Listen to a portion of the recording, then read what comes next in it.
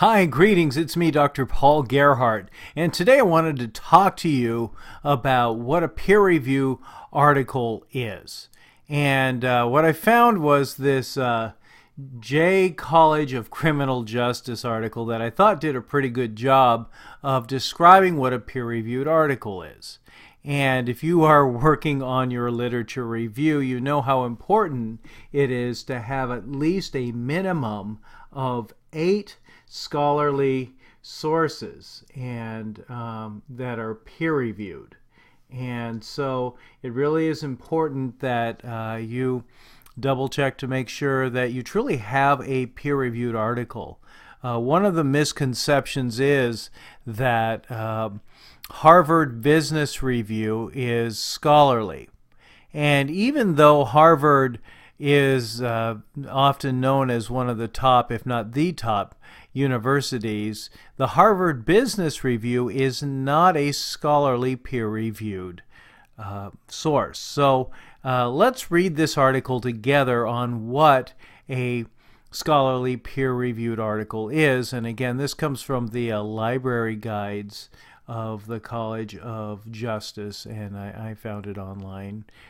It's a really interesting article. So it says, what is peer review? In academic publishing, the goal of peer review is to access the quality of articles submitted for publication in a scholarly journal. Before an article is deemed appropriate to be published in a peer-reviewed journal, it must undergo the following process. The author of the article must submit it to the journal editor, who forwards the article to experts in the field because the reviewers specialize in the same scholarly area as the author. They are considered authors' peers, hence peer review. These impartial reviewers are charged with carefully evaluating the quality of the manuscript. The peer reviewers check the manuscript for accuracy and assess the validity of the research methodology and procedures. If appropriate, they suggest revisions. If they find the article lacking in scholarly validity or rigor, they reject it. Because a peer-reviewed journal will not publish articles that fail to meet the standards established for a given discipline, peer-reviewed articles that are accepted for publication exemplify the best research practices in a field. Features of a peer-reviewed article.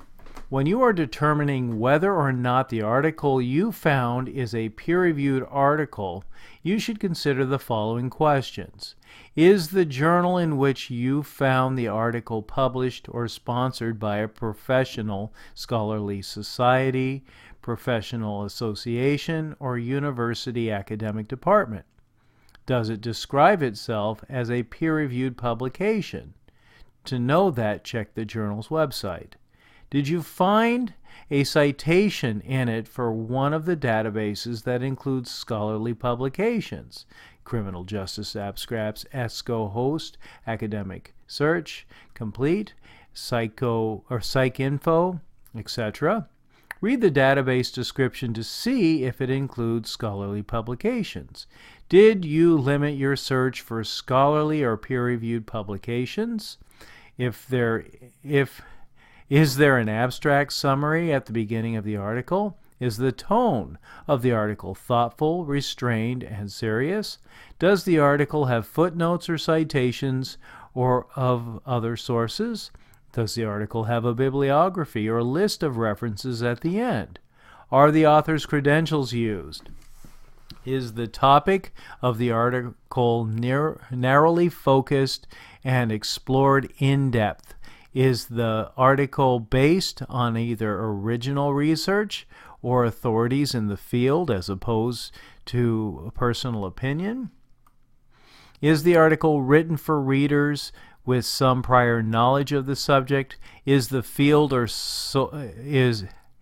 your field is social or natural science, is the article divided into sections with headings such as those listed below: Introduction, theory or background, methods, discussion, literature review, subjects, results, and conclusion.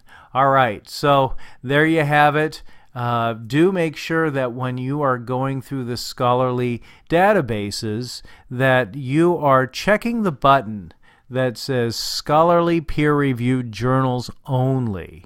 And that's the best way to make sure that you meet the expectations of having peer-reviewed articles. So just as if you're in my senior research project class and you're reading this, your instructions are to make sure that you prepare a 10 to 12 page senior research project report. Page count is for the content only and does not include the required title page, abstract, table of contents, or references. A well-written literature review will integrate 8 or more scholarly sources to answer the research questions and draw conclusions and adhere to APA standards. The content of the literature review should include the following components: a leadership issue. Briefly describe the leadership issue, providing appropriate background information. Discuss why research this issue is important. The leadership issue identified may solve a problem, explore an opportunity, or apply a concept to a specific organization or group. Research purpose and questions. Clearly and concisely state the purpose of the research and the 2 specific research questions to be answered.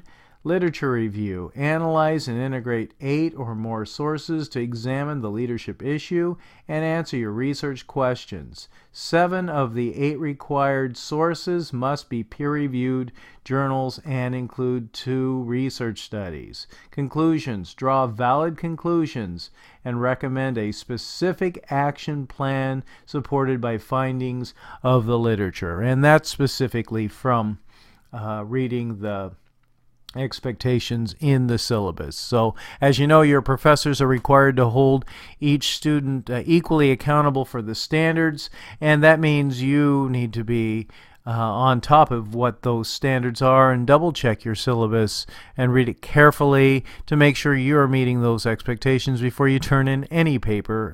Of course, your professors always want you to be successful and should be available to answer any questions. I know I certainly am, and I am dedicated to your success.